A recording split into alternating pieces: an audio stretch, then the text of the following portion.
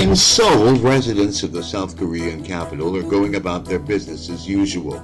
They've dismissed Pyongyang's stream of threats as more hot air rhetoric.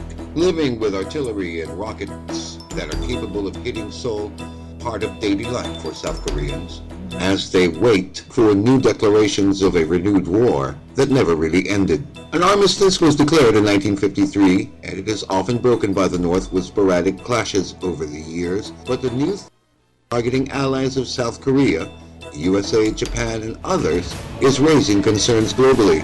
In Washington, defense officials are taking the threats by North Korea versus Guam, Hawaii, and the U.S. mainland not lightly.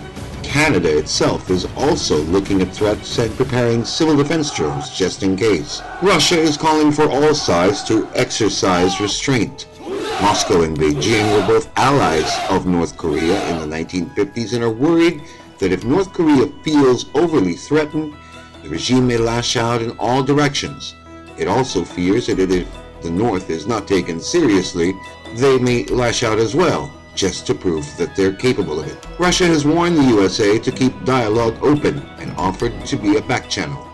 North Korean forces do have military capability, and it is most likely they would storm south if a major conflict were to occur, along the same lines they used in the 1950s to stream far into South Korea.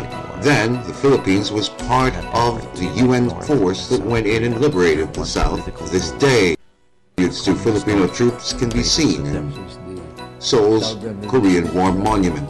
The North Koreans are also in a limited way capable of hitting targets, as far as this graphic shows, like Japan, Guam, and possibly the U.S. states of Alaska and Hawaii. If that happened, and should WMD somehow be used by the North, it's likely that a U.S. response would expect it to be massive.